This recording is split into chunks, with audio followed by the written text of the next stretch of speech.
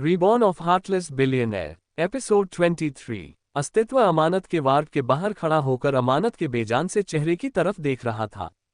उसकी आंखों से लगातार आंसू निकल रहे थे। इस वक्त उसे हद से ज्यादा तकलीफ हो रही थी। वो अमानत को पहले की तरह बदमाशियां करते हुए, मस्ती करते हुए, उसके साथ लड़ाई करते हुए देखना चाहता था। वो इस तरह से बेहोश अमानत को नहीं देख पा रहा था। उसने अपनी आंखों में आए आंसुओं को साफ करते हुए कहा, अमानत ठीक हो जाओ ना तुम। कहते हुए उसने अपनी आंखों को बंद कर लिया। अथर्व ने मन्नत की तरफ देखा। रोने की वजह से मन्नत का पूरा चेहरा लाल हो चुका था और इस वक्त उसका माथा हल्का गर्म लग रहा था। उसने झटके से मन्नत को गोद में उठाते हुए कहा, आप आराम कर लीजिए मन्नत। अथर्व की बात सुनकर मन्नत ने कहा, हम आराम नहीं कर सकते, हमें बस हमारी बच्ची के पास जाना है। अथर्व ने मन्नत की बात सुनकर उसे थोड़ा डांटते हुए कहा, आप मेरी बात समझ क्यों नहीं रही है मन्नत? चलिए चुपचाप। कहते हुए अथर्व मन्नत को लेकर रेस्ट रूम में आ गया। उसने मन्नत को बेड पर लेटाया और खुद उसके बगल में लेटकर उसे अपने सीने से लगाकर उसकी पीठ पर हाथ फेरने लगा। मन्नत ने रोते हुए कहा, हमारी प्रिंसेस ठीक हो जाएगी ना?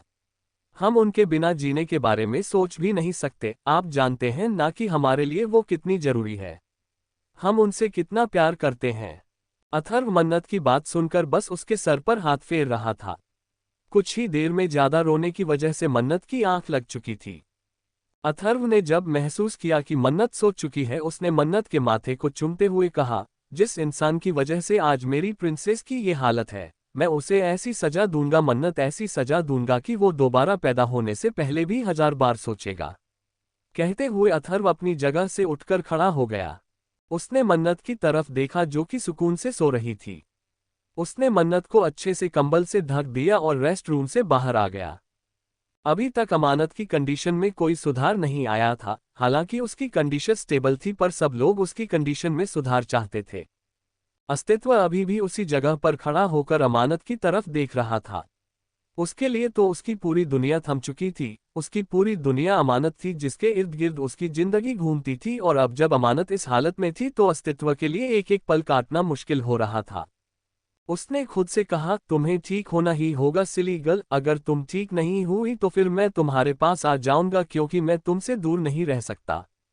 बिल्कुल भी नहीं। बहुत मुश्किल से मैंने 10 साल गुजारे थे तुमसे दूर रहकर अपने गानों के सहारे, पर अब और नहीं। तुम ठीक हो जाओ ना, मैं तुम्हारे सारे सवालों का जवाब दे दूंगा। तुम्हें तुम्हारे प्रिंस चार्मिंग से मिलवा दूंगा, तुम्हें तुम्हारे सुपरस्टार से मिलवा दूंगा। तुम जिस इंसान से मिलना चाहती हो, तुम्हें उस इंसान से मिलवा दूंगा, बस एक बार ठीक हो जाओ।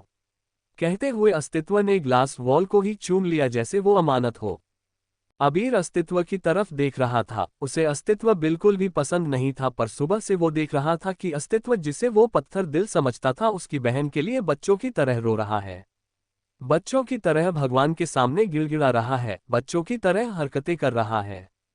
अबीर ने खुद से कहा, शायद अमानत आपके लिए वही ठीक है, आपको ठीक होना ही होगा। आपने कहा था ना कि आपको मुझसे कुछ चाहिए, आप ठीक हो जाओ, मुझसे जो डिमांड करोगी मैं वो चीज़ आपको ला कर दूंगा। कहते हुए उसने अपनी आंखों को बंद कर लिया। इस वक्त उसे अजीब सी बेचैनी, अजीब सी घुटन हो रही थी, जिसे महसूस करके उसे तकलीफ हो रही थी। उसे गुस्सा आ रहा था और वो चाह कर भी कुछ नहीं कर सकता था। कुछ देर के बाद डॉक्टर अमानत को एग्जामिन करने के लिए दोबारा इमरजेंसी वार्ड के अंदर आए। इन्फेक्शन के खतरे की वजह से कोई भी फैमिली मेंबर अमानत से नहीं मिल सकता था। फिलहाल वहां पर डॉक्टर को जाने की इजाजत थी। अमानत को वो लोग 2-3 घंटे के बाद लगातार चेक कर रहे थे, पर अभी तक कोई भी सॉल्यूशन नहीं मिला था। कुछ देर के बाद डॉक्टर ने बाहर आकर अथर्व की तरफ देखते हुए कहा, मिस्टर राठौर, उनकी कंडीशन अभी भी स्टेबल है, कोई भी सुधार नजर नहीं आ रहा है, ना कोई प्रॉब्लम नजर आ रही है। कुछ समझ नहीं आ रहा है कि हम क्या करें। डॉक्टर की बातें सुनकर अथर्व ने घूरकर डॉक्टर की तरफ देखा। उसकी डरावनी नजर देखकर डॉक्टर अपने आप चुप हो गए। उन्हें घबराहट हो रही थी, पर वो चाहकर भी चुप नहीं हो सकते थे, इसलिए उन्होंने धीरे से कहा, पेशेंट को होश आ जाएगा तो शायद हम पेशेंट को ठीक कर देंगे, पर अगर उन्हें होश नहीं आया तो फिर वो कोमा में जा सकती है, इसलिए आपको दोनों कंडीशन के लिए रेडी रहना होगा। डॉक्टर की बात सुनकर अबीर ने दांत पीसते हुए कहा, बकवास बंद करो। मुझे पता है कि मेरी बहन बहुत स्ट्रांग है, उसे कुछ नहीं होगा, वो ठीक हो जाएगी। वो फाइटर है, तुम लोग कुछ नहीं जानते उसके बारे में। अगर उसे होश आ गया ना और उसने तुम्हारे मुंह से ऐसा कुछ सुन लिया ना तो वो तुम लोगों के दांत तोड़ देगी, इसलिए अगली बार से ऐसी बकवास मत करना। अबीर की बात सुनकर डॉक्टर ने कुछ नहीं कहा, वो जानते थे कि फैमिली के इमोशंस ऐसे ही होते हैं। वो कभी भी डॉक्टर की बात पर ट्रस्ट नहीं करते हैं, पर डॉक्टर को डर इसलिए लग रहा था क्योंकि उनके सामने राठौर फैमिली खड़ी थी। राठौर फैमिली कितनी ज्यादा पावरफुल और कितनी ज्यादा खतरनाक है ये तो पूरी मुंबई के साथ पूरा एशिया जानता था, तो फिर डॉक्टर की क्या मजाल थी। उन्होंने धीरे से कहा, मिस्टर राठौर, हमने कहा कि आपकी सिस्टर की कंडीशन अभी स्टेबल है, अगर थोड़ी सी भी इम्प्रूवमेंट हुई तो शायद उन्हें होश आ जाएगा। फिलहाल तो ऑपरेशन को भी 5 घंटे हो चुके हैं, हमारे पास और 7 घंटे हैं, उन्हें इस बीच होश आ जाना चाहिए। कहते हुए डॉक्टर वहां से चले गए। उनके जाने के बाद अथर्व ने अबीर की तरफ देखते हुए कहा, तुम भी जाकर आराम कर लो। अथर्व की बात सुनकर अबीर ने उसके पास आते हुए कहा, मुझे आराम की जरूरत नहीं है, मुझे बस आपके सीने से लगकर सोने की जरूरत है। मुझे आपके पास रहने की जरूरत है। अबीर की बात सुनकर अथर्व ने उसके माथे पर हाथ फेरते हुए कहा, सब कुछ ठीक हो जाएगा, तुम जाकर सो जाओ। अबीर ने जैसे ही ये सुना उसने कहा, मुझे सोने की जरूरत नहीं है, आप समझते क्यों नहीं है। आप जाकर सो जाइए, मैं हूं यहाँ पर, अगर कोई भी प्रॉब्लम हुई तो मैं आपको उठाने के लिए आ जाऊंगा, पर प्लीज आप जाकर सो जाइए, आपकी तबीयत खराब हो जाएगी। अबीर की बात सुनने के बाद भी अथर्व पर कोई असर नहीं हुआ और वो लगातार इमरजेंसी वार्ड की तरफ देख रहा था, जैसे उसके इस तरह से देखने से अमानत ठीक होने वाली थी। अस्तित्व उन दोनों की बातों पर बिल्कुल भी ध्यान नहीं दे रहा था। वो बस एक जगह खड़ा होकर चुपचाप अपनी अमानत को देख रहा था और अपने भगवान से दुआ कर रहा था कि वो अमानत को, उसकी मोहब्बत को उसकी झोली में डाल दे। जो किसी के सामने नहीं झुकता था, आज खुदा के सामने अपनी मोहब्बत के लिए झुक गया था। काफी देर के बाद डॉक्टर ने सब की तरफ देखते हुए कहा, रात का वक्त हो गया है, आप लोग इस तरह से कॉरिडोर में मत रुकिए, आप लोग रेस्ट रूम में जाकर सो सकते हैं। डॉक्टर की बात सुनकर अस्तित्व ने कुछ नहीं कहा। वही अबीर ने गुस्से से कहा, हमारी मर्जी, ये पूरा फ्लो हमारा है, अगर हम यहीं पर अपनी जिंदगी गुजारना चाहे तो भी तुम कुछ नहीं कर सकते, समझ आया तुम्हें। इसलिए अपनी बकवास बंद करो और दफा हो जाओ यहां से। अबीर की गुस्से भरी बात सुनकर बेचारे डॉक्टर डरते हुए वहां से चले गए। आखिर उनके पास कोई और ऑप्शन जो नहीं था। अस्तित्व, अबीर, अथर्व, कोई भी वहां से जाने के लिए नहीं तैयार था। सब लोगों को बस अमानत सही सलामत चाहिए थी। सुमन को जैसे तैसे सौरभ मनाकर अपने घर लेकर चला गया था। सुमन तो जाना ही नहीं चाहती थी, पर आखिर में उसे हार मानकर जाना ही पड़ा था। वेदांत भी अधिराज जी की तबीयत की वजह से मेंशन चला गया था। कुछ दिनों से उनकी तबीयत ठीक नहीं थी और उन्हें ऐसे में अकेला छोड़ना बिल्कुल भी सही बात नहीं थी। इस वक्त रात का 1 बजे बज रहा था और कॉरिडोर में अस्तित्व, अथर्व और अबीर तीनों जाग रहे थे अमानत को होश में आने के लिए।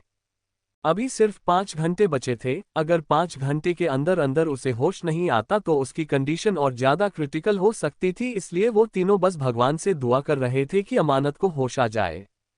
अथर्व, अबीर और अस्तित्व, दुनिया पर राज करने वाले तीनों आज इस वक्त पूरी तरह से टूट चुके थे, क्योंकि उन तीनों की जिंदगी इस वक्त हॉस्पिटल के बेड पर बेजान सी पड़ी हुई थी। इसी तरह से सुबह के 4:30 बज गए।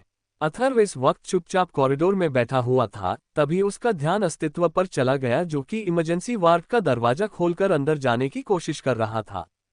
उसे इस तरह से अंदर जाने की कोशिश करते हुए देखकर अथर्व की आंखें छोटी हो गई, पर उसने अस्तित्व को बिल्कुल भी नहीं रोका। वही अस्तित्व अपनी आंखों को बंद करके अंदर आ गया। जैसे ही उसने अंदर अपना कदम रखा, उसकी सांसें तेज हो गई। वो धीमे कदमों से चलता हुआ अमानत की तरफ जाने लगा। अमानत को अभी आधे घंटे के अंदर अगर होश नहीं आता तो उसकी कंडीशन और खराब हो सकती थी। अस्तित्व ने अमानत के पास आकर उसकी हथेली को अपने हाथ में लेकर उसे चूमते हुए कहा, अमानत, तुम ऐसा कैसे कर सकती हो? तुम्हें ठीक होना ही होगा, तुम इस तरह से मुझे डरा नहीं सकती। तुमने कहा था कि तुम ठीक हो जाओगी, तुमने कहा था कि तुम मुझे याद कर लोगी, तुमने कहा था कि तुम मुझसे शादी करोगी, तुम अपने सारे प्रॉमिस भूल रही हो। तुम बहुत बड़ी धोखेबाज लड़की हो, बहुत बड़ी। तुम इस तरह से मुझे बार बार धोखा नहीं दे सकती, मैं तुम्हारे धोखे को और बर्दाश्त नहीं कर पा रहा हूं। मुझे कहो ना कि तुम मुझे धोखा नहीं दे रही हो, कहो ना कि तुम उठ जाओगी। कहो ना अमानत, कहते हुए अस्तित्व अमानत के चेहरे पर अपनी उंगलियां चला रहा था और बार बार वो उसके हथेली को चूम रहा था। अमानत का छोटा सा चेहरा पट्टियों से ढका हुआ था, जिस वजह से वो उसे ठीक से नहीं देख पा रहा था, पर फिर भी वो अमानत के मासूम से चेहरे को देखकर इस वक्त अपने दिल में दर्द महसूस कर रहा था। उसने अमानत की हथेली को चूमते हुए कहा, अमानत अपनी आंखें खोलो, तुम्हें उठना ही होगा। तुम इस तरह से मुझे परेशान नहीं कर सकती, मैं परेशान होने वालों में से नहीं, परेशान करने वालों में से हूं। कहते हुए उसने फिर से अमानत की हथेली को चूम लिया। अमानत अभी भी उसी तरह से पड़ी हुई थी। अस्तित्व ने अपना सर उसकी हथेली पर टिका कर दर्द भरी आवाज में कहा, क्यों मुझे इतनी तकलीफ दे रही हो, क्यों? मैं तुम्हें सुकून से अपनी बाहों में भरकर सुकून भरी जिंदगी बिताना चाहता हूं, बस इतना सा ही तो ख्वाब है ना मेरा। क्या मेरा ये ख्वाब पूरा नहीं होगा, बोलो अमानत। कहते हुए वो उसके छोटे से चेहरे की तरफ देखने लगा।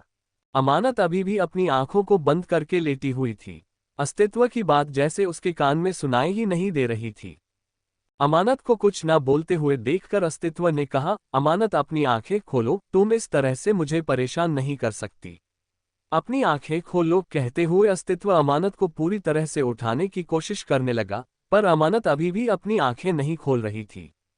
ये देखकर अस्तित्व ने दर्द भरी आवाज में कहा, ठीक है, मेरी बात भी कान खोलकर सुन लो। अगर तुम्हें कुछ हो गया ना तो मैं भी अपनी जान दे दूंगा और तुम्हारे पास आ जाऊंगा। मैं भी मरने के लिए तैयार हूं, क्योंकि तुम्हारे बिना जीना मेरे लिए मरने से कम नहीं होगा। उससे बेहतर यही होगा कि मैं अपनी जान खुद ही दे दूं।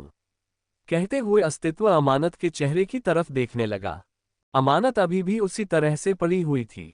अस्तित्व ने उसके सीने पर अपना सर रखकर दर्द भरी आवाज में कहा, प्लीज अमानत, प्लीज बस एक बार उठ जाओ ना, इस तरह से परेशान नहीं करते हैं ना। तुम्हें परेशान करके क्या मिल जाएगा? ठीक हो जाओ, मैं तुम्हें बहुत सारी आइसक्रीम, बहुत सारा खाना खिलाऊंगा।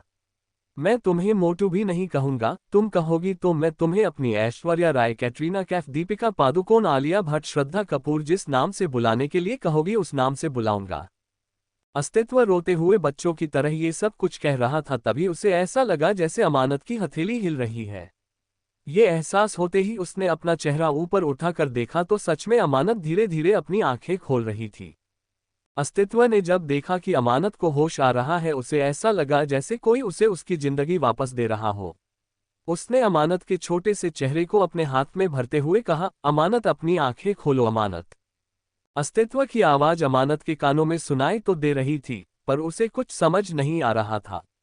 उसने अपनी आंखें खोली, उसे सब कुछ धुंधला धुंधला नजर आ रहा था। उसने अस्तित्व की तरफ देखा। अस्तित्व भी उसे ठीक से नजर नहीं आ रहा था, उसे बस अपना नाम सुनाई दे रहा था। उसने धीमी मगर बेहद कमजोर आवाज में कहा, डैडी। कहते हुए अमानत ने अपनी आंखों को मजबूती से बंद कर लिया। उसके मुंह से डैडी सुनकर अस्तित्व को जैसे कुछ याद आया। वो जल्दी से अपनी जगह से उठकर खड़ा हो गया और दौड़ता हुआ बाहर आ गया।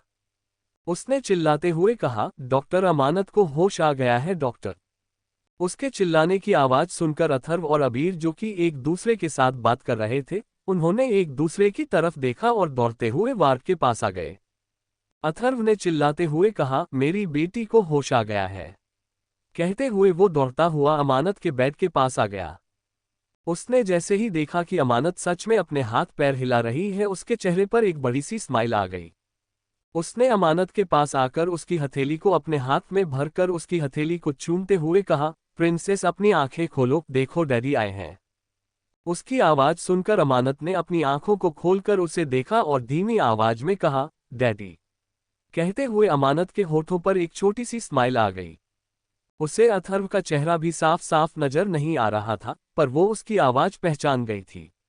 अथर्व इस वक्त अपनी प्रिंसेस को होश में आया हुआ देखकर हद से ज्यादा खुश था। डॉक्टर भी वहां पर पहुंच चुके थे। उन्होंने अमानत की कंडीशन को चेक किया। उसकी कंडीशन फिलहाल नॉर्मल थी, पर फिर भी उसे यहां पर कुछ दिन तक रखना था।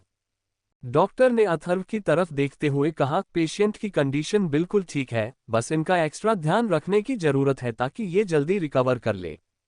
अथर्व ने बस अपना सर हिला दिया। वो तो बस बार बार अमानत की हथेली को चूम रहा था और उसके छोटे से चेहरे को प्यार से निहार रहा था, जैसे खुद को ये यकीन दिला रहा हो कि उसकी प्रिंसेस उसके सामने सही सलामत है। अस्तित्व भी अमानत के दूसरी तरफ खड़ा होकर उसे ही देख रहा था। अमानत की आंखें इस वक्त बंद थी। अबीर ने धीरे से अमानत के पास आकर उसके माथे पर अपना हाथ फेरते हुए कहा, प्रिंसेस। अबीर की आवाज सुनकर अमानत ने धीरे से कहा, भाई आप भी यहाँ पर हो, हमें क्या हुआ था? हम हॉस्पिटल में कैसे आ गए? भाई हम तो ठीक थे ना? बिल्कुल। फिर हमें क्या हो गया? अमानत की बात पर अबीर ने प्यार से कहा, ये सब बातें मैं बाद में तुम्हें बताऊंगा, फिलहाल तुम रिलैक्स फील करो। इस तरह से परेशान रहोगी तो तुम्हारी तबीयत खराब हो जाएगी। अबीर की बात सुनकर अमानत ने धीरे से कहा, भाई सर में दर्द हो रहा है, बहुत ज्यादा दर्द हो रहा है। ऐसा लग रहा है जैसे किसी ने हमारे सर पर हथौड़े से मारा था। मम्मा कहाँ है? उसकी बात सुनकर अथर्व ने उसके सर पर हाथ फेरते हुए कहा, आपकी मम्मा सो रही हैं, उनकी तबीयत ठीक नहीं थी इसलिए मैंने उनको सुला दिया। अगर आप उनसे मिलना चाहती हैं तो कल सुबह मिल लेना, इस वक्त उन्हें आराम करने दीजिए। अमानत ने अथर्व की बात सुनकर धीरे से बस अपना सर हिला दिया। इस वक्त सुबह के 4:30 बज रहे थे, कुछ देर में सुबह होने वाली थी। इस वक्त अथर्व बस अपनी प्रिंसेस के पास रहना चाहता था, उसे अपने सीने से लगाना चाहता था, पर अमानत की ऐसी हालत नहीं थी कि उसे अपने सीने से लगा सके। उसकी बॉडी पर काफी सारी चोटें आई थी। वही अस्तित्व जो कि अब तक चुपचाप खड़ा था, उसने अमानत की तरफ देखकर धीरे से कहा, सिलीगल। अस्तित्व की आवाज सुनकर अमानत ने अपना चेहरा ऊपर उठाकर अस्तित्व की तरफ देखा। अस्तित्व को देखते ही एक साथ उसके दिमाग में कई सारी यादें घूमने लगी। उन सभी यादों को याद करके उसे अपने सर में तेज दर्द महसूस होने लगा। उसने धीमी आवाज में कहा, दर्द हो रहा है। कहते हुए उसने अपनी आंखों को मजबूती से बंद कर लिया। उसकी बात सुनकर अथर्व ने प्यार से कहा, कोई बात नहीं प्रिंसेस, आप सो जाए। कहते हुए वो उसके सर पर हाथ फेरने लगा। कुछ देर में अमानत की आंख लग चुकी थी। वही अस्तित्व अमानत को इस तरह से सोया हुआ देखकर उदास हो चुका था।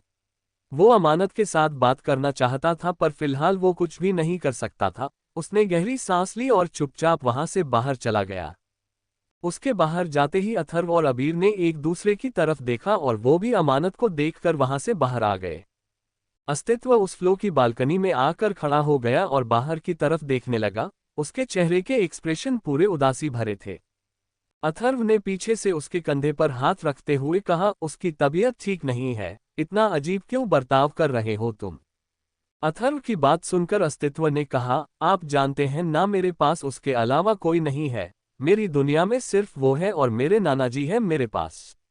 कोई और नहीं है जिसे मैं अपना कह सकूं, जिसके लिए मैं जी सकूं, जिसके साथ मैं अपने परिवार के सपने देख सकूं। मेरे पास सिर्फ वो है और उसने मुझे पूरी तरह से इग्नोर कर दिया। उसने आपके साथ भी बात की, आपके बेटे के साथ भी बात की, फिर मुझे एक शब्द बात करने में क्या प्रॉब्लम थी? ज्यादा बात ना करती, बस कुछ कह देती, मैं सुन लेता।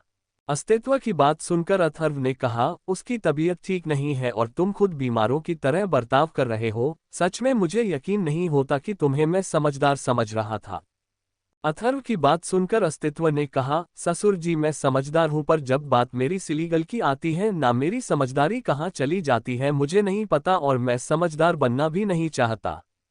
मैं बस उसके लिए उसका बन के रहना चाहता हूँ। मैं ज्यादा कुछ नहीं कहूँगा, बस इतना कहूँगा कि मुझे मेरी सिलीगल के अलावा किसी और चीज से कोई मतलब नहीं है।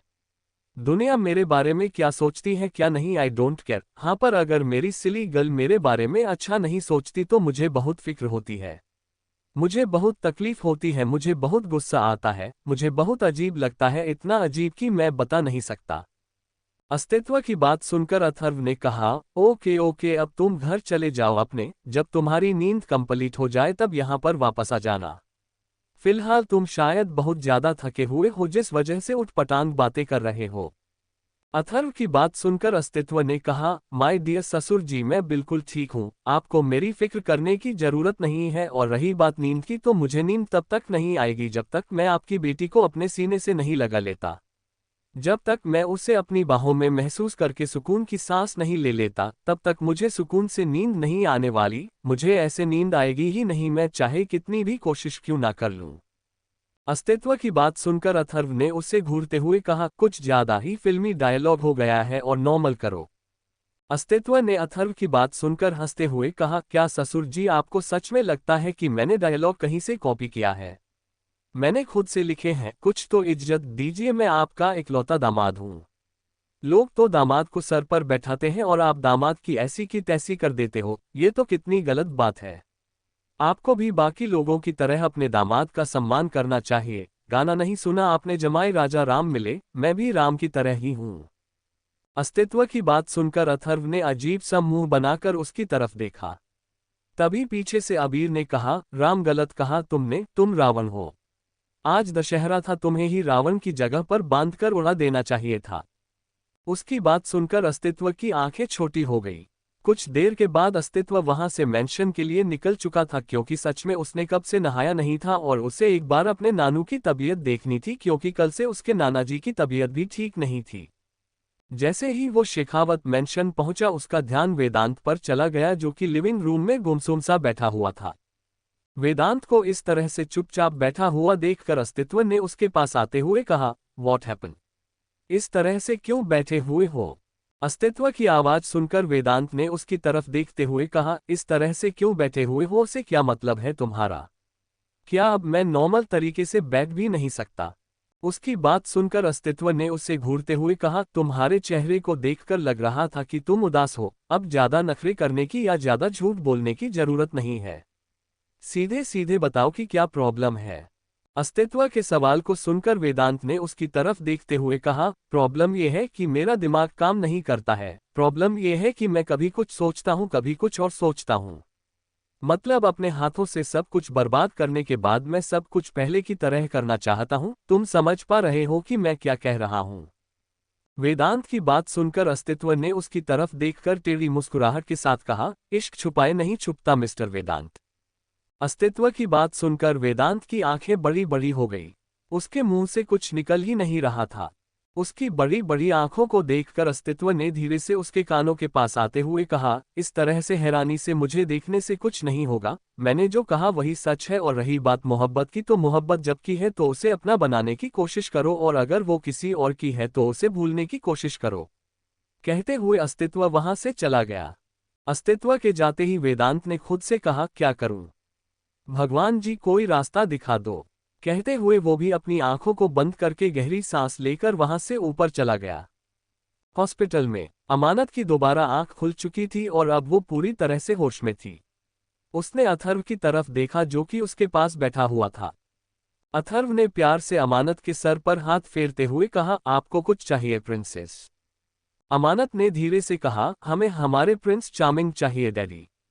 अमानत के मुंह से प्रिंस चार्मिंग सुनकर अथर्व की आंखें हैरान से बड़ी हो गई। उसने अमानत की तरफ देखते हुए कहा, कौन सा प्रिंस चार्मिंग प्रिंसेस? बताइए मुझे अच्छे से, क्योंकि मुझे समझ नहीं आया कि आपके कहने का क्या मतलब है। अथर्व की बात सुनकर अमानत की आंखों में आंसू आ गए। उसने धीरे से कहा, डैडी हमारे बनारस वाले घर के सामने एक घर था, वहां पर प्रिंस चार्मिंग रहता था। हमारा प्रिंस चार्मिंग जो गाना बजाता था, गिटार बजाता था और गाना गाता था। वो वाला प्रिंस चार्मिंग, जब हम छोटे थे तब हमने उससे प्रॉमिस मांगा था, पर वो हमें छोड़कर चला गया था। डैडी आपको याद नहीं है क्या? अमानत की बात सुनकर अथर्व के चेहरे के एक्सप्रेशन चेंज हो गए। इसका मतलब अमानत को अपनी बचपन की यादें वापस याद आ गई थी। उसने अमानत की तरफ देखते हुए कहा, पर प्रिंसेस उस बात को बहुत साल गुजर चुके हैं। तब आप बच्ची थी और अब आप बड़ी हो चुकी है। अथर्व की बात सुनकर अमानत ने आंसू भरी आंखों से उसकी तरफ देखते हुए कहा, नहीं डैडी, हमें हमारे प्रिंस चार्मिंग चाहिए। हमने सालों से उनका इंतजार किया है। हम जानते हैं कि हम जरूर ये सब कुछ भूल गए थे, क्योंकि हमें सब कुछ याद है कि किस तरह से हमारी लाइफ में कोई और आ गया था। हमने लंगूर को अपनी लाइफ में जगह दे दी थी, पर अब नहीं। हमें हमारे प्रिंस चार्मिंग ही चाहिए। हमें लंगूर से अब कोई मतलब नहीं है। अगर लंगूर हमसे मिलने के लिए आए तो आप उसे भेज देना। अमानत की बात सुनकर अथर्व के एक्सप्रेशन थोड़े से चेंज हो गए। उसकी बेटी जिस इंसान से प्यार करती थी, उसी इंसान को खुद से दूर करने की बात कर रही थी, जस्ट बिकॉज अब उसे उसके बचपन के प्यार के बारे में याद आ गया था। अथर्व कुछ बोल ही नहीं पा रहा था। उसने अमानत की तरफ देखते हुए कहा, प्रिंसेस ये फालतू की जिद करना छोड़ दीजिए। आपका प्रिंस चार्मिंग अब किसी और का बाबू सोना जादू टोना कुछ भी हो सकता है। वैसे भी इतने सालों में काफी कुछ बदल जाता है। हो सकता है कि उसकी जिंदगी में कोई और आ गई हो, तो आपको उसे भूलकर अपनी जिंदगी में आगे बढ़ना चाहिए। अथर्व की बात सुनकर अमानत ने रोते हुए कहा, डैडी हमें हमारे प्रिंस चार्मिंग चाहिए, मतलब चाहिए। हमें किसी और चीज से कोई मतलब नहीं है, हमें हमारे प्रिंस चार्मिंग लाकर दो डैडी, चाहे कुछ भी क्यों ना हो जाए। अमानत की जिद को सुनकर अथर्व ने उसकी तरफ देखते हुए कहा, पर प्रिंसेस। अमानत ने आंसू भरी आंखों से अथर्व की तरफ देखते हुए कहा, डैडी हम बस आपसे इतना ही तो मांग रहे हैं, क्या आप हमारे लिए इतना भी नहीं कर सकते हैं। अमानत की बातें सुनकर अथर्व चुप हो गया। उसने अपनी आंखों को बंद करके टेढ़ी मुस्कुराहट के साथ कहा, my dear son in law, अब देखो कि तुम्हारे साथ क्या होता है। कहते हुए अथर्व मुस्कुराने लगा, क्योंकि इस समय अस्तित्व की चक्की पीसने वाली थी। पहले ही अमानत उसे भूल गई थी कि वो उसका प्रिंस चार्मिंग है, और अब जब उसने अपनी रियल आइडेंटिटी अस्तित्व शेखावत के साथ उसके दिल में अपने लिए एहसास जगा दिए थे, तो अब अमानत को उसकी पहली वाली आइडेंटिटी यानी अपना प्रिंस चार्मिंग चाहिए था। अस्तित्व की हालत इस बीच सच में खराब होने वाली थी। कुछ देर के बाद अमानत दोबारा दवाइयों के असर की वजह से सो गई। डॉक्टर ने कहा था कि अब उसकी हालत बिल्कुल ठीक है, पर कम से कम उसे एक हफ्ते तक हॉस्पिटल में ही रखना होगा। अथर्व को भी इसमें कोई प्रॉब्लम नहीं थी, उसे बस इस बात से मतलब था कि उसकी प्रिंसेस सही सलामत ठीक ठाक घर आनी चाहिए।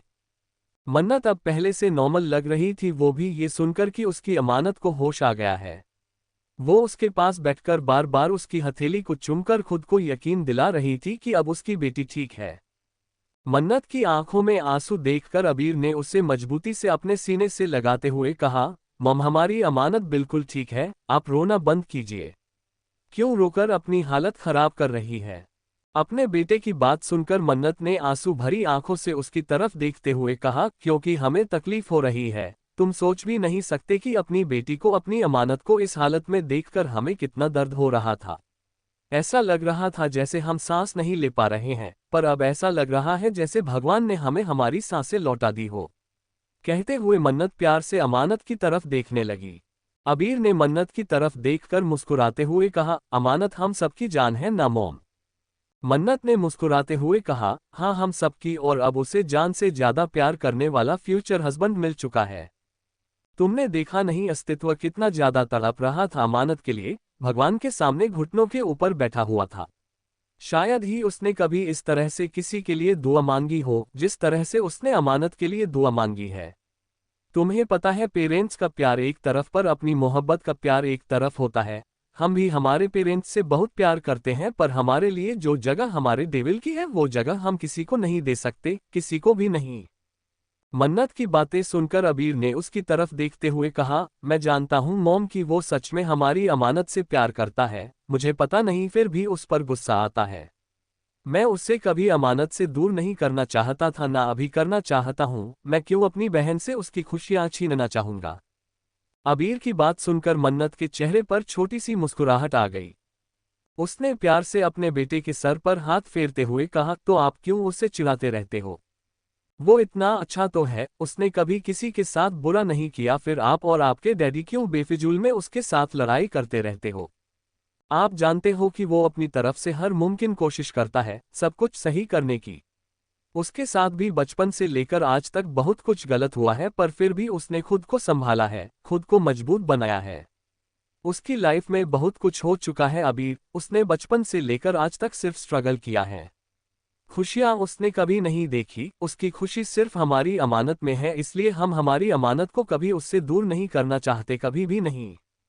मन्नत की बातें सुनकर अबीर ने उसकी तरफ देखते हुए कहा, मॉम मैंने कहा ना, मैंने कभी नहीं चाहा कि मैं उसे अपनी बहन से दूर करूं। मैं तो ये सोचकर खुश हूं कि मेरी बहन को कोई इतना प्यार करने वाला इंसान मिला है।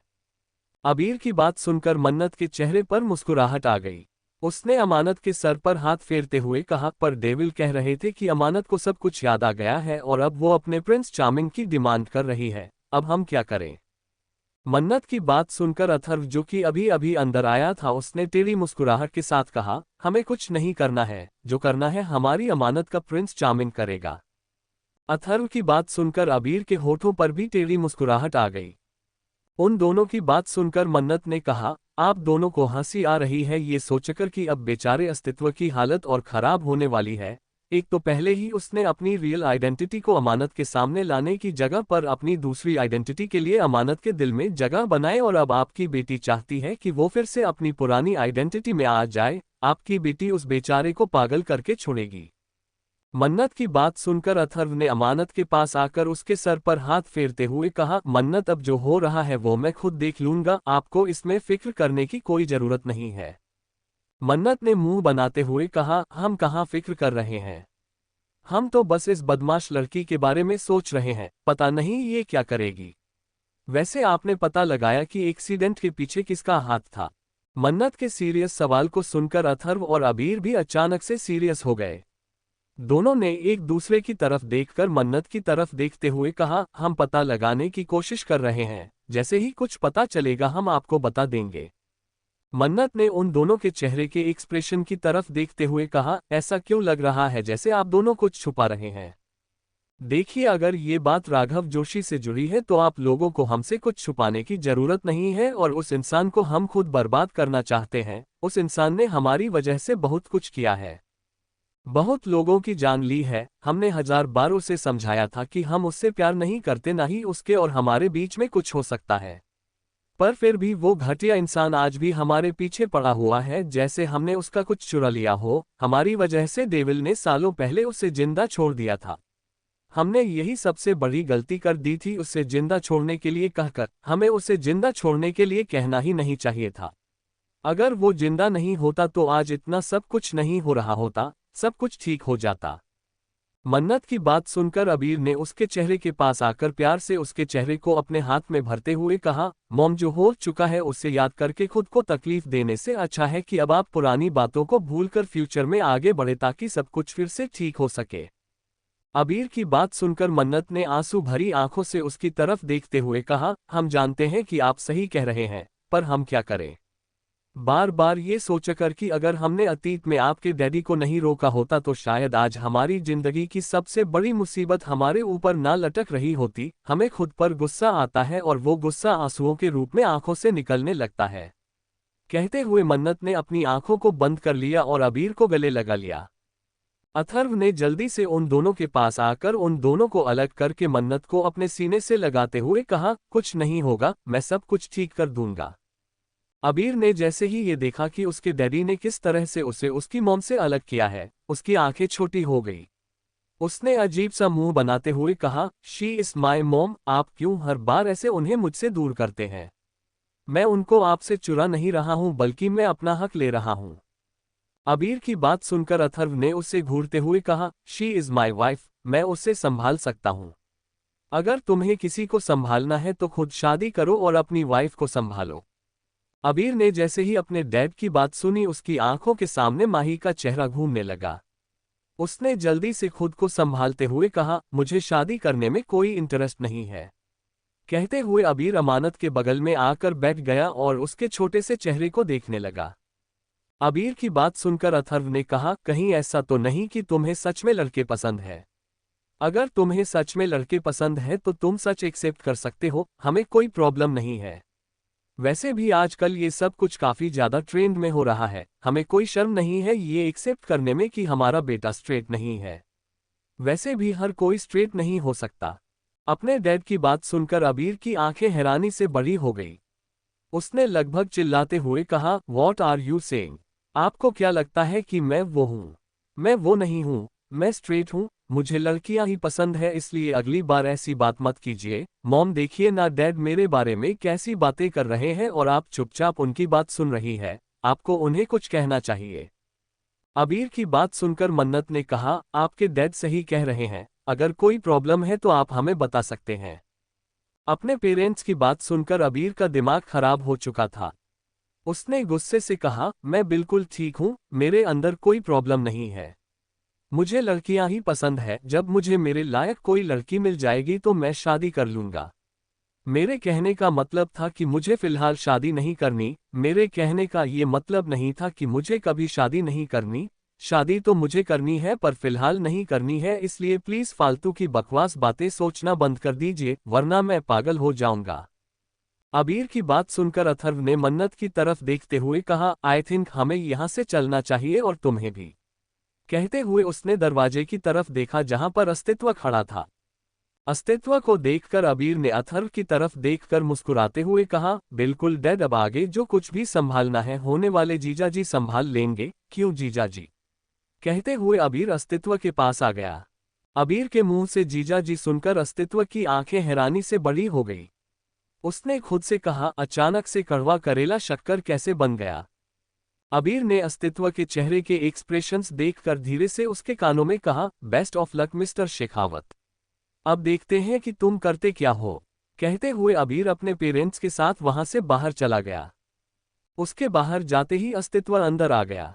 अंदर आकर उसने अमानत की तरफ देखा और उसके छोटे से चेहरे पर अपने हाथ फेरने लगा।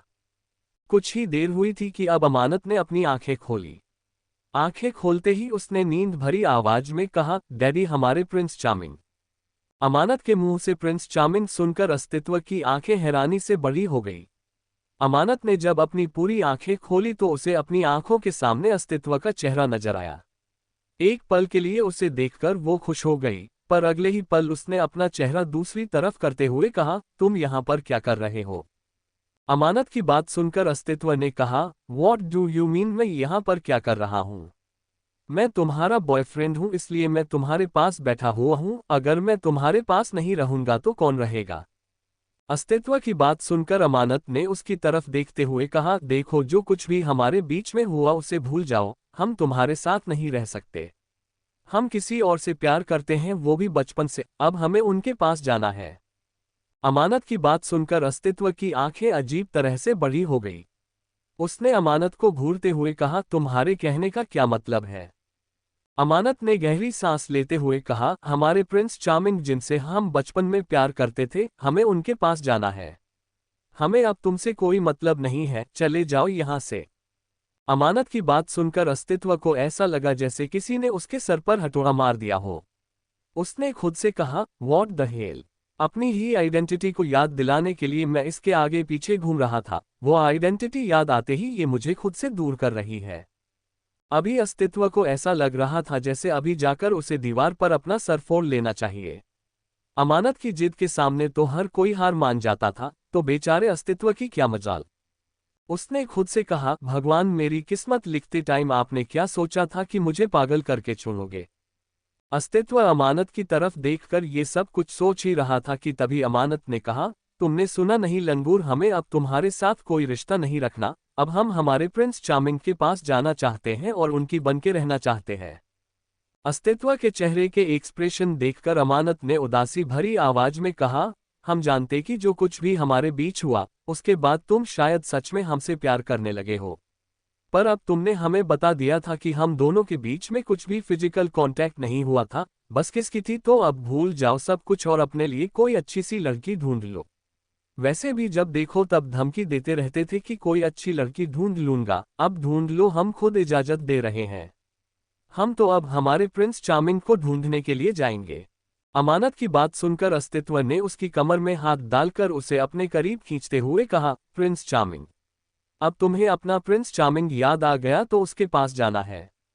जब तक वो याद नहीं आया था तब तक तुम मेरे पास थी। तुम्हें नहीं लगता कि तुम कुछ ज्यादा ही सेल्फिश हो। तुम्हारे जैसी लड़की मैंने अपनी लाइफ में नहीं देखी।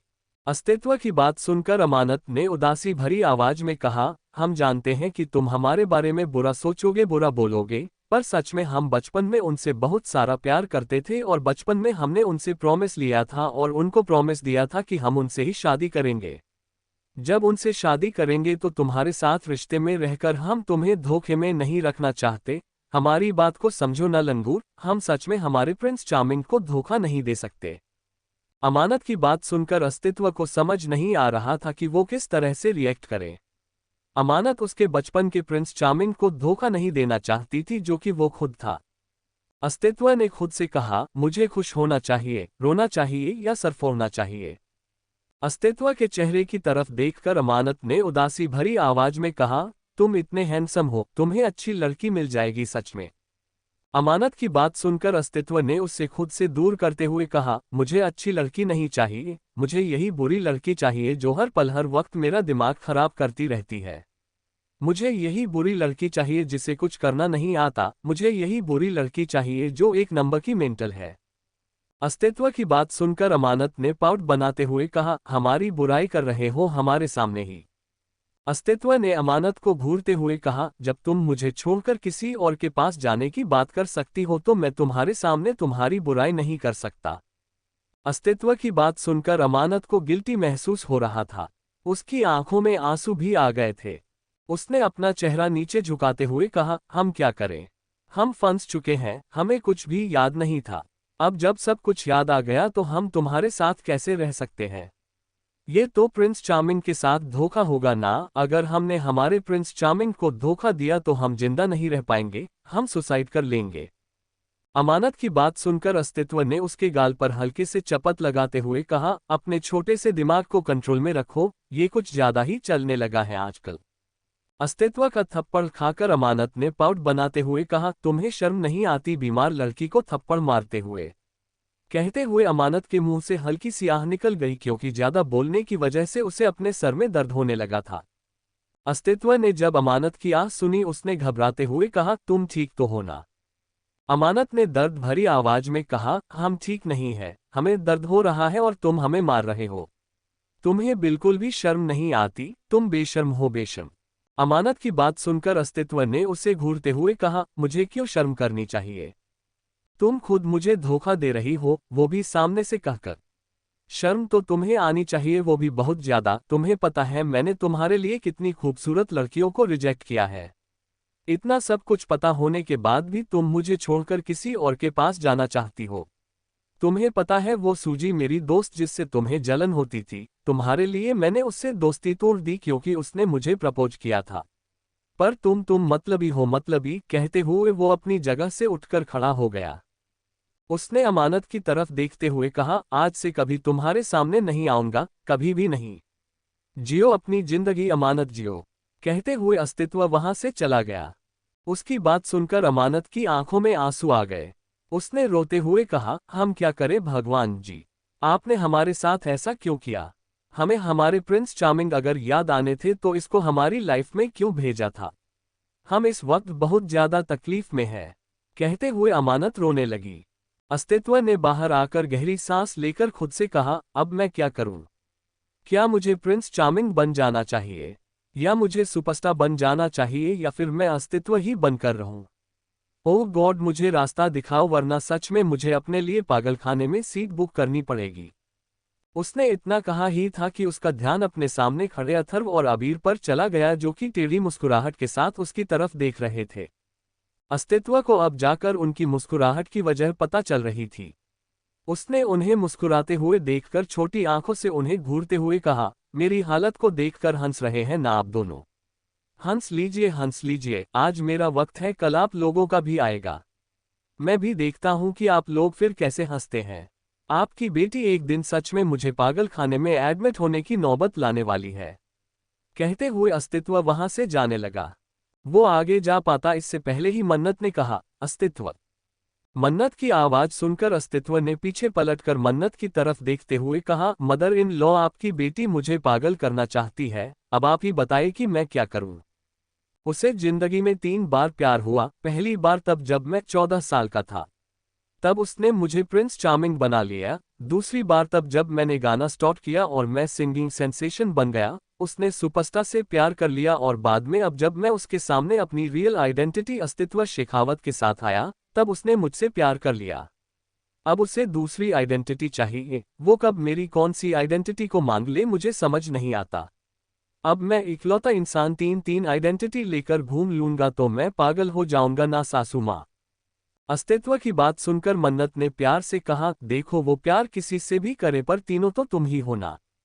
मन्नत की बात सुनकर अस्तित्व ने कहा, मुझे समझ नहीं आ रहा है कि इस वक्त ये सोचकर मुझे गुस्सा आना चाहिए कि वो अपने बचपन के प्यार के लिए, जो कि मैं खुद हूँ, मुझे भूल रही है, या फिर ये सोचकर खुश होना चाहिए कि वो अपने बचपन में किए हुए प्रॉमिस को पूरा करना चाहती है। आप खुद बताइए कि मुझे क्या करना चाहिए, क्योंकि मेरा दिमाग इस वक्त काम नहीं कर रहा है। अस्तित्व की बातें सुनकर अबीर ने मुस्कुराते हुए कहा, मेरी मॉम से क्यों पूछ रहे हो? प्यार करने से पहले पूछा था नहीं ना, तो अब डिसीजन लेने से पहले क्यों पूछ रहे हो? जो डिसीजन ले सकते हो ले लो, तुम्हारी मर्जी, तुम्हारी जिंदगी। अबीर की बात सुनकर अस्तित्व ने उसे घूरते हुए कहा, तुम तो बहुत खुश हो रहे हो साले साहब, देखना तुम्हारी लाइफ में भी एक तबाही आएगी जो कि तुम्हें तबाह करके चली जाएगी। कहते हुए अस्तित्व पैर पटकते हुए वहां से चला गया। बेचारे का दिमाग पूरी तरह से खराब हो चुका था, ये सोच सोच कर कि अब उसे अस्तित्व बनकर रहना है, अमानत का प्रिंस चार्मिंग बनकर रहना है, या फिर सुपरस्टार बनकर यहां से गायब होना है। उसके जाते ही मन्नत ने अपने पति और अपने बेटे की तरफ देखते हुए कहा, आप दोनों को उसकी हालत पर हंसी आ रही है। ये नहीं सोचा आपने एक बार भी कि बेचारा इतने दिनों से मेहनत कर रहा था, अब जब उसकी मेहनत लगभग सफल हो चुकी थी तो आपकी बेटी ने उसकी मेहनत पर पानी फेर दिया। बेचारे का हाल कितना बेहाल हो गया है। मन्नत की बात सुनकर अस्तित्व जो कि कुछ ही दूरी पर गया था, उसने पलटकर मन्नत की तरफ देखकर उसे फ्लाइंग किस देते हुए कहा, लव यू सासू माँ।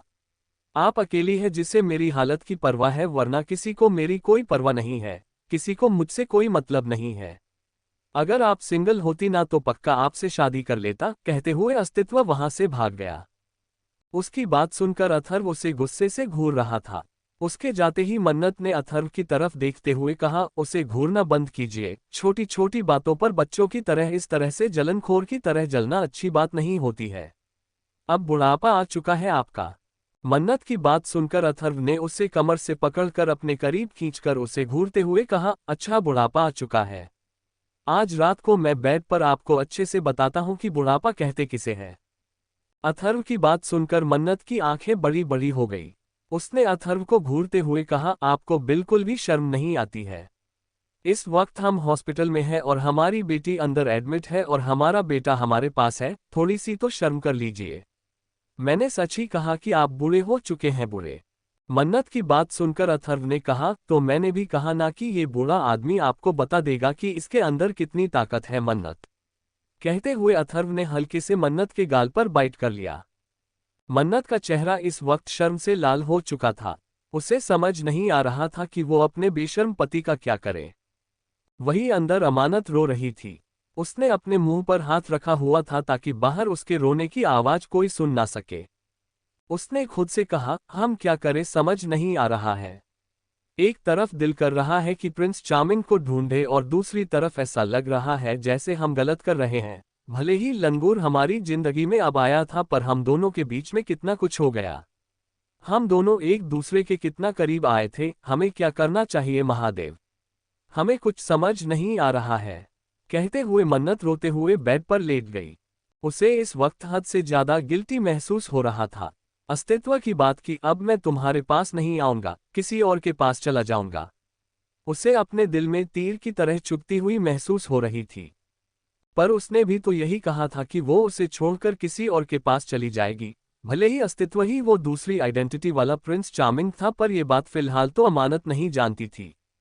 उसने आंसू भरी आंखों से दरवाजे की तरफ देखा तो अबीर उधर आ रहा था।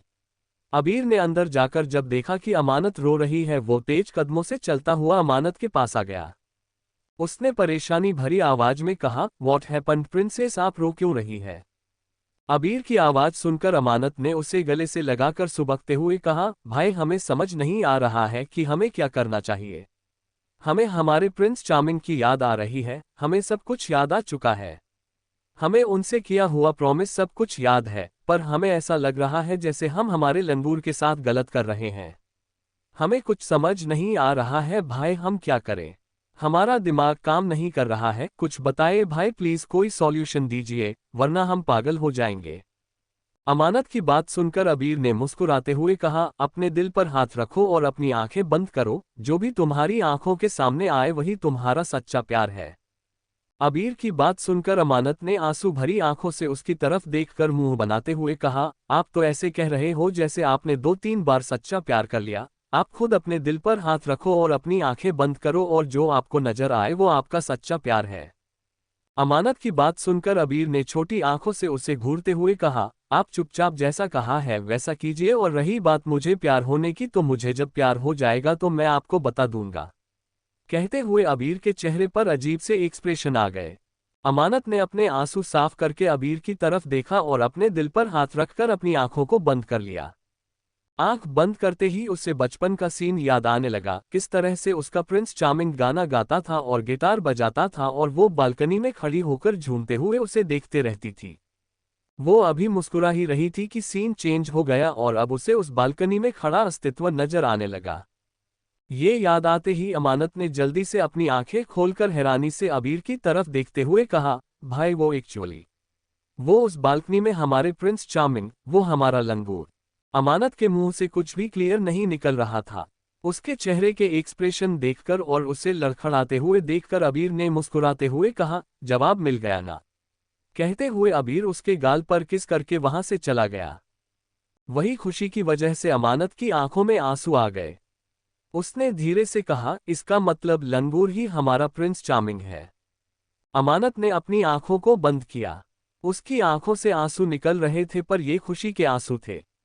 उसने अबीर की तरफ देखा जो कि मुस्कुराते हुए उसे देख रहा था। अमानत ने आगे बढ़कर अबीर को गले लगाकर रोते हुए कहा, भाई लंगूर ही हमारा प्रिंस चार्मिंग है, लंगूर ही हमारा प्रिंस चार्मिंग है। अमानत की बात सुनकर अबीर ने मुस्कुराते हुए कहा, अच्छा तो तुम्हें कैसे पता। अमानत ने अपने आंसू साफ करते हुए कहा, हमें याद आ गया, लंगूर उस बालकनी में खड़ा होकर अभी भी गा रहा था, जैसे वो बचपन में हमारे लिए गाना गाता था। हमें ये एहसास हो गया कि वही हमारा लंगूर और वही हमारा प्रिंस चार्मिंग है। क्या उसे कुछ भी याद नहीं है भाई, बोलो ना। अमानत की बात सुनकर अबीर ने मुस्कुराते हुए कहा, तुम्हें क्या लगता है कि उसे कुछ भी याद नहीं होगा? वो बच्चा तो था नहीं जब तुम्हारी और उसकी मुलाकात हुई थी। अबीर की बात सुनकर अमानत की आंखों से आंसू निकलने लगे। उसने रोते हुए कहा, जब उसे पता था कि वही हमारा प्रिंस चार्मिंग है तो उसने बताया क्यों नहीं? उसने हमसे ये बात क्यों छुपाए भाई, क्यों छुपाए? अमानत के सवाल पर अबीर ने प्यार से कहा, ये सारे सवाल तुम्हें उसी से पूछने होंगे, मैं इनमें से किसी सवाल का जवाब नहीं दे सकता क्योंकि मुझे नहीं पता कि उसने क्यों छुपाया और क्यों नहीं। जिसका सवाल उसी से जवाब पूछना। ओके, अब मैं चलता हूं, तुम आराम करो क्योंकि ज्यादा देर तक रोने की वजह से तुम्हारा सर दर्द करने लगेगा। तुम्हारा 24 घंटे पहले ही ऑपरेशन हुआ है इसलिए तुमको आराम की जरूरत है। आराम करो, जल्दी रिकवर होने के लिए तुम्हें आराम की जरूरत है। कहते हुए अबीर ने अमानत को बेड पर लेटा दिया। अमानत रोते हुए उससे सवाल पूछ रही थी पर आखिर में अमानत की रोते रोते आंख लग गई क्योंकि सच में उसका सर भारी हो गया था। अमानत के सोते ही अबीर गहरी सांस लेकर वार्ड से बाहर आ गया। वो अमानत को ये बात बताना नहीं चाहता था पर वो इस तरह से अपनी बहन को रोते हुए नहीं देखना चाहता था। हालांकि वो अस्तित्व की हालत देखकर खुश था पर वो जानता था कि अस्तित्व ने सच में अमानत को दोबारा अपने दिल में जगह देने के लिए बहुत मेहनत की है। अमानत के दिल में खुद को जगह दिलाने के लिए भी काफी मेहनत की है, इसलिए इस बार उसकी थोड़ी बहुत तो हेल्प कर ही सकता था। बाहर आकर उसने अथर्व की तरफ देखा जो कि उसे घूर रहा था। अथर्व को देखकर अबीर ने कहा, व्हाट हैपन? मैंने उसकी मदद नहीं की बल्कि मैंने उसे छोटी सी हिंट दी थी। उसने खुद पहचान लिया कि उसका लंगूर और उसका अस्तित्व दोनों एक ही है। अबीर की बात सुनकर अथर्व ने उसे घूरते हुए कहा, मैंने कुछ भी नहीं कहा है इसलिए डरना बंद करो। अबीर ने मुंह बना के कहा, डैड मैं क्यों आपसे डरूंगा? मुझे आपसे डर नहीं लगता। कहते हुए अबीर ने मुंह बना लिया। उसकी बात सुनकर अथर्व ने अपने दोनों हाथ पेंट की पॉकेट में डालते हुए कहा, अच्छा तुम्हें सच में मुझसे डर नहीं लगता? अथर्व की बात सुनकर अबीर ने मुस्कुराते हुए कहा, लगता है ना अपनी मम्मा से। कहते हुए अथर्व को साइड करके अबीर ने उसके पीछे खड़ी मन्नत को गले लगाते हुए कहा, मॉम देखिए ना, आपके हस्बैंड मुझे डरा रहे थे, कोई ऐसा करता है भला अपने बेटे के साथ? अबीर की बात सुनकर मन्नत ने अपनी बड़ी बड़ी आंखों से अथर्व को घूरते हुए कहा, आप क्यों डरा रहे थे मेरे बेटे को? मन्नत की बात सुनकर अथर्व ने कहा, अच्छा ये छोटा बच्चा है जो मैं इससे डराऊंगा और ये डरने वालों में से है। अपनी तरह बिगाड़ दिया है आपने इसे। मन्नत ने अथर्व की बात सुनकर मुंह बनाते हुए कहा, आप हमेशा हमारे बच्चे के पीछे पड़े रहते हैं, माना कि वो बड़ा हो गया है पर हमारे लिए तो हमारा बच्चा हमेशा छोटा सा ही रहेगा। कहते हुए मन्नत प्यार से अबीर को देखने लगी। अबीर ने मन्नत के गाल पर किस करते हुए कहा, आप ही हो जो मुझसे प्यार करती है, वरना डैड तो बिल्कुल भी प्यार नहीं करते। कभी कभी तो मुझे ऐसा लगता है जैसे डैड मुझे मंदिर से उठाकर लाए थे। अगर उनकी और मेरी शक्ल ना मिलती ना मॉम तो सच में मुझे ये शक हो जाता, इनफैक्ट यकीन हो जाता। अबीर की बात सुनकर अथर्व उसे घूरने लगा।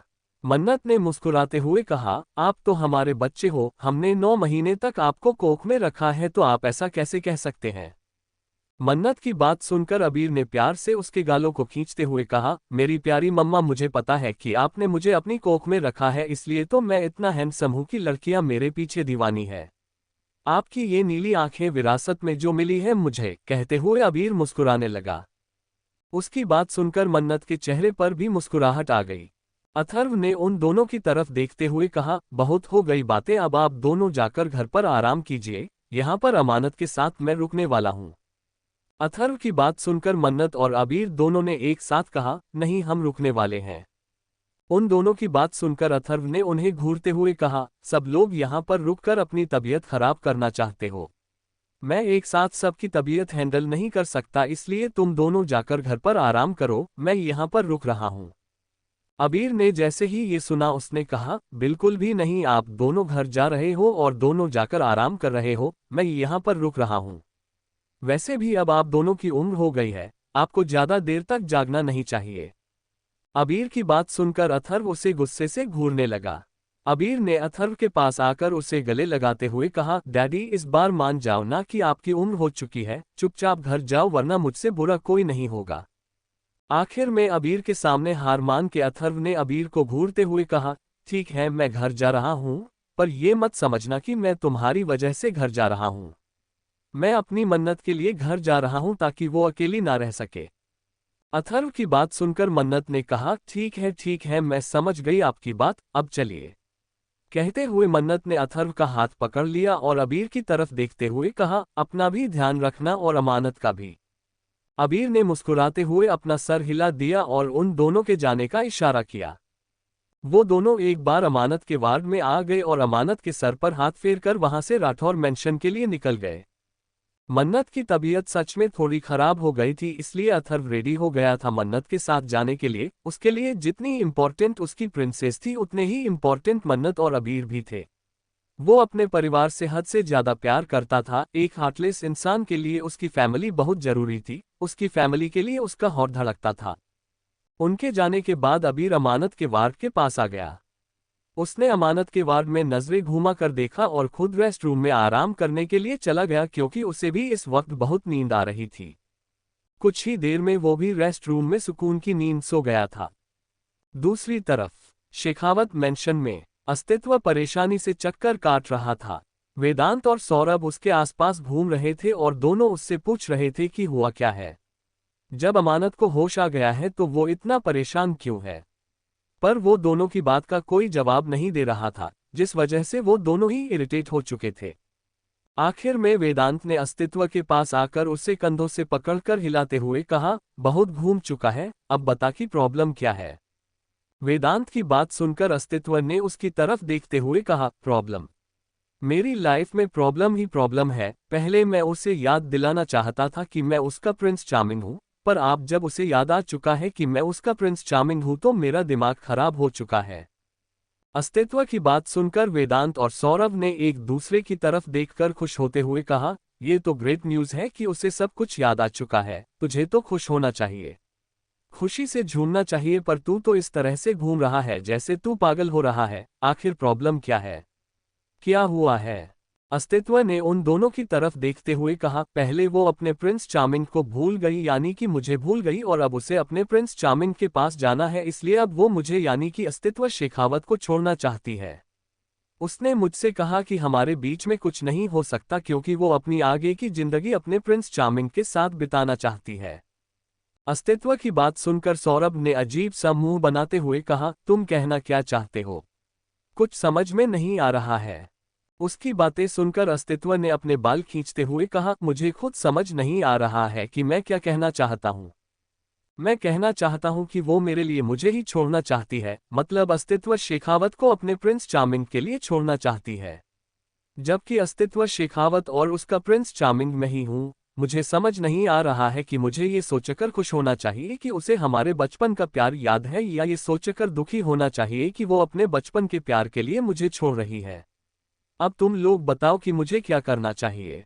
अस्तित्व की बात सुनकर सौरभ ने कहा, ओ माय गॉड, ये कितनी बड़ी बात है, ये तो पूरा का पूरा गोलमाल है। मतलब वो तेरे लिए तुझे ही छोड़ रही है। उसे 3 बार प्यार हुआ, पहले बचपन में अपने प्रिंस चार्मिंग से, फिर जवानी में अपने सुपरस्टार से और फिर कुछ दिनों के बाद अस्तित्व शेखावत से, और तीनों इंसान तू ही है। मतलब उसे 3 बार तुझसे ही प्यार हुआ है, तेरी तीनों आइडेंटिटी से। ये कितना अमेजिंग है, हम इस पर फिल्म बना सकते हैं। गोलमाल है भाई, गोलमाल है। सौरभ की बात सुनकर वेदांत ने उसे घूरते हुए कहा, चुप हो जाओ, वो पहले से ही गुस्से से पागल हो रहा है। अगर तूने उसे कुछ और कहा ना तो वो सच में इस बार तेरा मुंह तोड़ देगा। वेदांत की बात सुनकर सौरभ ने डरी हुई नजरों से अस्तित्व की तरफ देखा, जो सच में उसे घूर रहा था। सौरभ ने अपना चेहरा नीचे झुकाकर मासूम सी आवाज में कहा, मैं तो बस तुम्हें हंसाने की कोशिश कर रहा था, इसमें इतना गुस्सा करने की क्या जरूरत है। वैसे तुम्हें खुश होना चाहिए क्योंकि उसे 3 बार प्यार तुम्हारी तीनों आइडेंटिटी से हुआ है। तुम उसे सच बता दो कि सुपरस्टार तुम ही हो, सच बता दो कि प्रिंस चार्मिंग भी तुम ही हो, और तुम उससे बता दो कि अस्तित्व शेखावत भी तुम ही हो। मतलब तीनों आइडेंटिटी तुम्हारी ही है, उसके बाद तो कोई प्रॉब्लम रहेगी ही नहीं। वेदांत की बात सुनकर अस्तित्व ने कहा, मुझे यही तो समझ नहीं आ रहा है कि मैं कैसे उसे बताऊं, उसका प्रिंस चार्मिंग, उसका लंगूर, उसका सुपरस्टार, सब कुछ मैं हूं। मैं अब उससे और दूर नहीं रह सकता। मेरी सिली गर्ल को अपने बचपन की मोहब्बत याद आ गई है। अब तक मैं चाहता था कि वो अपने प्रिंस चार्मिंग को याद कर ले, अब जब उसे प्रिंस चार्मिंग याद आ गया है तो उसे मुझसे कोई मतलब ही नहीं रह गया है। मुझे बुरा लग रहा है यार, मैं क्या करूं।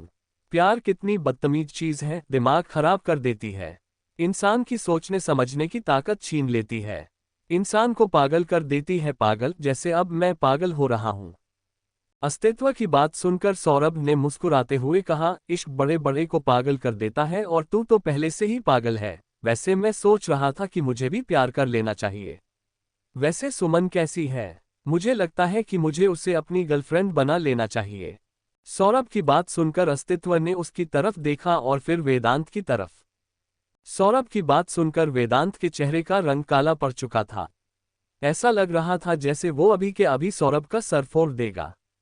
अस्तित्व ने धीरे से कहा, तुम दोनों को जो करना है करो, बस मेरा पीछा छोड़ो क्योंकि मुझे कुछ समझ नहीं आ रहा है। चले जाओ यहां से, मुझे अकेले में थोड़ा टाइम स्पेंड करना है। कहते हुए अस्तित्व बेड पर बैठ गया। तभी साइड टेबल पर रखा हुआ उसका मोबाइल रिंग करने लगा। उसने देखा तो अमानत का कॉल था। ये देखकर उसकी आंखें छोटी हो गई। उसने कुछ देर तक उसने फ्लैश हो रहे नाम को देखा और फिर कॉल कट करके मोबाइल को साइड में रख दिया। अमानत जो कि हॉस्पिटल में बैठी हुई थी, जब उसने देखा कि अस्तित्व ने कॉल कट कर दिया है, उसकी आंखें हैरानी से बड़ी हो गई। उसने गुस्से से कहा, लंगूर के बच्चे, तुम्हारी हिम्मत कैसे हुई हमारा कॉल कट करने की? समझता क्या है खुद को? कहते हुए अमानत दोबारा अस्तित्व का नंबर डायल करने लगी। दूसरी बार भी अस्तित्व ने उसका नंबर देखकर कॉल कट कर दिया। ये देखकर अमानत ने अजीब सी मुस्कुराहट के साथ कहा, हमें पता है कि अब हमें क्या करना है लंगूर के बच्चे। अस्तित्व के इस तरह से बार बार कॉल कट करने की वजह से अमानत को अब गुस्सा आ रहा था। हालांकि अभी भी उसकी तबीयत इतनी भी ठीक नहीं थी कि वो ज्यादा बात कर सके, पर अब गुस्से से वो पागल हो रही थी। उसने जल्दी से सुमन का नंबर डायल किया। कुछ देर के बाद जब सुमन ने कॉल उठाया, अमानत ने अपनी कमजोरी मगर गुस्से भरी आवाज में कहा, सुमन, तुम्हारे पास सौरभ वेदांत जिसका भी नंबर हो उसे कॉल करो और कहो कि अमानत की तबीयत बहुत ज्यादा बिगड़ गई है और अमानत के मोबाइल से तुम लंगूर को कॉल कर रही थी, जल्दी से कहो। अमानत की बात सुनकर सुमन, जो कि अभी अभी हॉस्पिटल पहुंची थी और कॉरिडोर से रूम के अंदर आ रही थी, उसने हैरानी से कहा, व्हाट? कहते हुए वो दरवाजा खोलकर अंदर आ गई। सुमन को देखकर अमानत ने कॉल कट करके सुमन की तरफ देखकर लगभग रोने जैसी आवाज में कहा, सुमन। अमानत की आवाज सुनकर सुमन दौड़ते हुए उसके पास आ गई। उसने घबराते हुए कहा, तू तो ठीक है, फिर तू ये क्यों कहने के लिए कह रही है कि तेरी हालत खराब हो चुकी है? और मैंने तो सुना था कि तू लंगूर को भूल गई है और तुझे कोई तेरा बचपन का प्यार याद आ गया है। आखिर करना क्या चाहती है अब तू? अब तू अपने लंगूर के साथ रहना चाहती है या अपने बचपन के प्यार के साथ? सुमन की बात सुनकर अमानत ने एटीट्यूड के साथ कहा, जितना कहा है उतना करो, बाद में हम सब कुछ तुम्हें अच्छे से समझाएंगे। पर पहले हमारी बात मानकर वेदांत या सौरभ किसी को भी कॉल करो। सुमन ने अमानत की बात सुनकर कुछ देर तक सोचा और फिर सौरभ का नंबर डायल कर दिया। अस्तित्व, जो कि इस वक्त अपने रूम में यहाँ से वहाँ चक्कर काट रहा था, उसने गुस्से से कहा, वो कॉल क्यों कर रही थी? कहीं इस बार ये तो नहीं कह रही थी कि अब उसे प्रिंस चार्मिंग से भी मतलब नहीं है, अब उसे सुपरस्टार चाहिए। इस वक्त अस्तित्व का दिमाग खराब हो रहा था। वेदांत और सौरभ उसके कहने के बाद भी वहां से नहीं गए थे, बल्कि उसकी बकवास सुन रहे थे।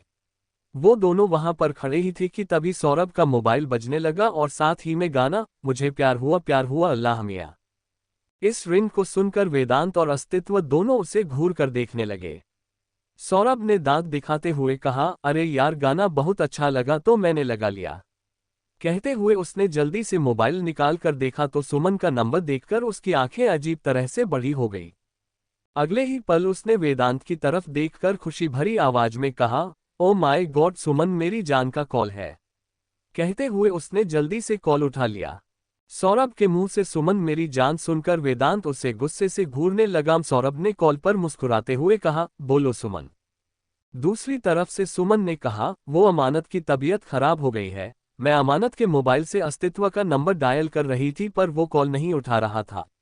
इस वक्त डॉक्टर उसे आईसीयू में लेकर चले गए हैं। कहते हुए सुमन ने अमानत की तरफ देखा, जो कि एप्पल के टुकड़े अपने मुंह में डालकर चुपचाप खा रही थी। उसने खुद से कहा, ये लड़की एक दिन मुझे फंसा देगी। सौरभ ने जैसे ही ये सुना उसने घबराते हुए कहा, अस्तित्व, अमानत की तबीयत खराब हो गई है, उसे आईसीयू में लेकर गए हैं और तुम्हारे मोबाइल पर सुमन कॉल कर रही थी, तुमने कॉल कट किया। अस्तित्व, जो कि इरिटेट होकर चक्कर काट रहा था, जैसे ही उसने सौरभ की बात सुनी उसके चेहरे पर घबराहट और डर नजर आने लगा। उसने चिल्लाते हुए कहा, व्हाट? कहते हुए उसने अपना मोबाइल उठाया और दौड़ता हुआ रूम से बाहर भाग गया। उसके साथ ही वेदांत भी बाहर भाग गया। सौरभ ने खुद से कहा, ऐसा कैसे हो सकता है? कहते हुए उसने सुमन से कहा, मैं अभी आ रहा हूं। कहते हुए वो भी उनके पीछे दौड़ने लगा। तभी सुमन ने धीरे से कहा, अरे डरो मत, ये अमानत की प्लानिंग है। उसने झूठ बोलने के लिए कहा है, तुम मेरे अच्छे वाले दोस्त हो इसलिए मैंने तुम्हें सच बता दिया। सुमन की बात सुनकर सौरभ ने हैरानी से कहा, ये क्या कह रही हो तुम? कहते हुए उसने अपने दोनों दोस्तों की तरफ देखा, जो कि अब तक दौड़ते हुए लिविंग रूम में चले गए थे और वो कॉरिडोर से सीढ़ियों की तरफ जा रहे थे। उसने मुस्कुराते हुए कहा, वैसे आइडिया तो अच्छा है, मैं अभी आता हूं। कहते हुए उसने कॉल कट कर दिया और वो भी उन दोनों के पीछे पीछे चला गया। अस्तित्व इस वक्त काफी ज्यादा घबरा गया था, इसलिए वो खुद ड्राइविंग कर रहा था। वेदांत उसे रुकने के लिए कह रहा था पर अस्तित्व उसकी बात सुनने के लिए तैयार नहीं था। वेदांत को डर था कि कहीं घबराहट की वजह से अस्तित्व गाड़ी का एक्सीडेंट ना कर दे, पर अस्तित्व ने ठीक से गाड़ी चलाई और कुछ देर के बाद हॉस्पिटल के सामने आकर रुक गया। कार के रुकते ही वो जल्दी से दरवाजा खोलकर दौड़ता हुआ हॉस्पिटल के अंदर भाग गया। उसके पीछे ही वेदांत भी भागने लगा। तभी सौरभ ने कहा, अरे रुक जा, सुमन ने मुझे बता दिया है, ये अमानत का प्लान है। उसने बस अस्तित्व को परेशान करने के लिए और उसे जल्दी से जल्दी अपने पास बुलाने के लिए ये कहा था। वैसे भी रात के 12 बज चुके हैं, इतनी रात को वो हमें क्यों बताती? सौरभ की बात सुनकर वेदांत की आंखें छोटी हो गई। उसने सौरभ को घूरते हुए कहा, तुम्हारी सुमन के साथ कुछ ज्यादा नहीं बनने लगी है? सौरभ ने मुस्कुराते हुए कहा, कुछ ज्यादा? बहुत ज्यादा। वैसे भी लगता है कि वो मुझे पसंद करने लगी है। तूने उसे इतना इग्नोर कर दिया कि अब उसका टेस्ट बदल गया। वैसे मैं भी कम हैंडसम नहीं हूं और मुझे लगता है कि मुझे भी उसे इम्प्रेस कर ही लेना चाहिए। सोचो, जब फ्यूचर में हमारे बच्चे तुम्हें मामू कहेंगे तो कितना मजा आएगा। सौरभ की बात सुनकर वेदांत ने गुस्से से उसकी कॉलर को पकड़कर दांत पीसते हुए कहा, फालतू की बकवास मत किया करो, वरना एक दिन सच में तुम्हारा मुंह तोड़ दूंगा।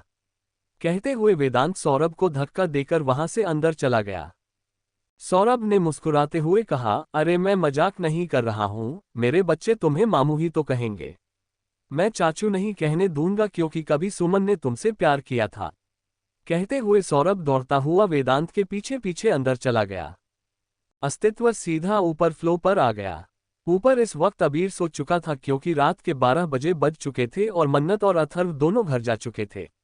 अमानत की तबीयत ठीक थी, इसलिए अबीर को अब ज्यादा फिक्र नहीं थी। अस्तित्व दौड़ता हुआ सीधा अमानत के वार्ड में आ गया, जहां पर अमानत बेड पर लेटी हुई थी और सुमन उसके पास बैठी हुई थी।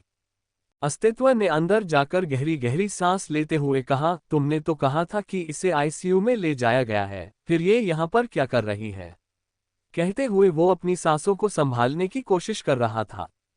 सुमन ने अस्तित्व की तरफ देखकर मासूम सा चेहरा बनाते हुए कहा, वो बात मैंने नहीं कही थी, उसने कहने के लिए कही थी। अब क्यों कही थी ये तुम पूछो, मैं चली बाहर। कहते हुए सुमन वहां से बाहर चली गई। अस्तित्व ने जैसे ही सुमन की बात सुनी उसके चेहरे पर गुस्सा नजर आने लगा। उसने अमानत की तरफ देखा जो कि अपनी आंखों को बंद करके लेटी हुई थी। उसने दांत पीसते हुए कहा, ये सब क्या लगा रखा है तुमने? कहते हुए वो गुस्से से अमानत के पास आ गया। उसने चिल्लाते हुए कहा, मैंने पूछा ये सब क्या है? उसकी गुस्से भरी आवाज सुनकर अमानत ने अपनी आंखें खोलकर मासूम सा चेहरा बनाते हुए कहा, मैंने क्या किया? कुछ भी तो नहीं, मैं तो बस बुलाने की कोशिश कर रही थी तुम्हें। तुम आ नहीं रहे थे इसलिए ये सब कुछ करना पड़ा। हमारे जैसी मासूम सी बच्ची का कॉल कट करोगे तो गुस्सा तो आएगा ना? अमानत की बात सुनकर अस्तित्व अपने गुस्से को कंट्रोल करने की कोशिश कर रहा था।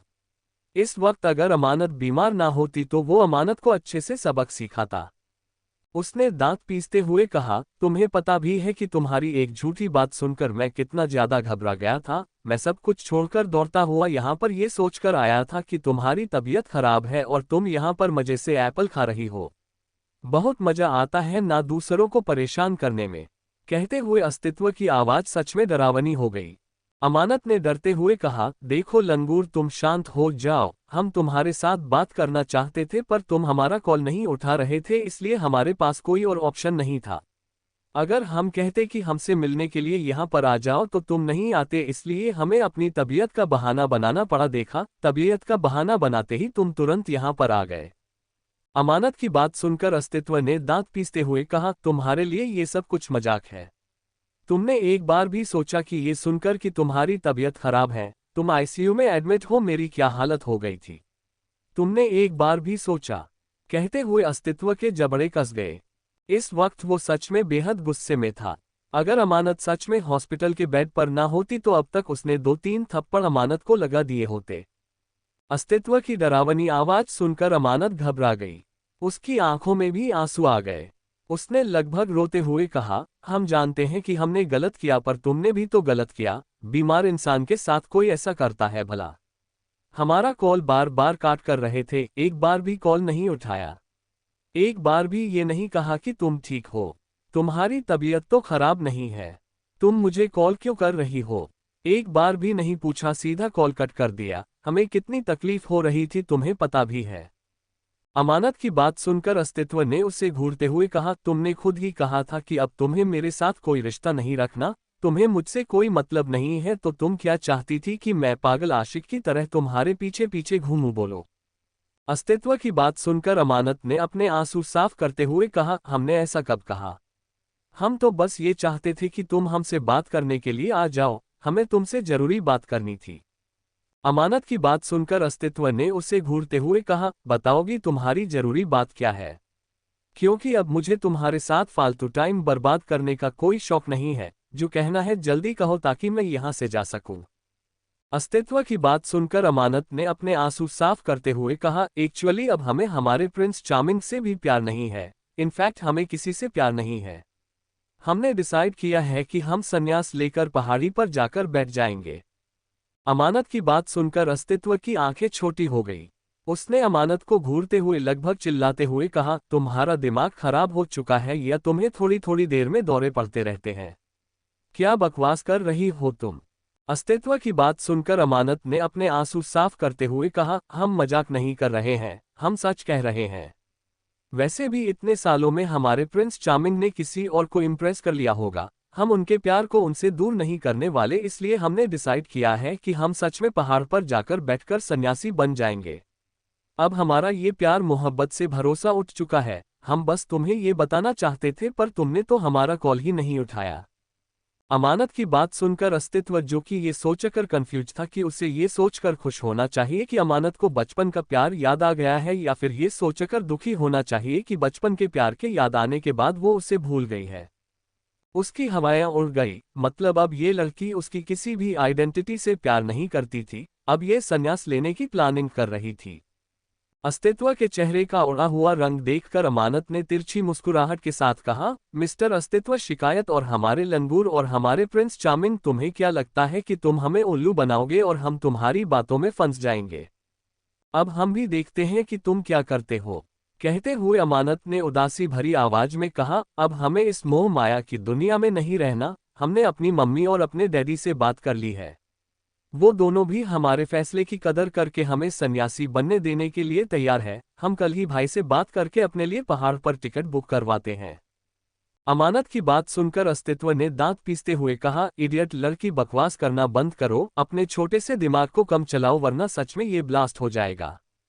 Thank you for listening. मुझे उम्मीद है आपको यह स्टोरी पास एंड डाई होगी। अगर आपको पसंद आई है तो प्लीज़ लाइक और कमेंट करना ना भूलें और मोर स्टोरीज के लिए सब्सक्राइब करें। मिलते हैं नेक्स्ट वीडियो में।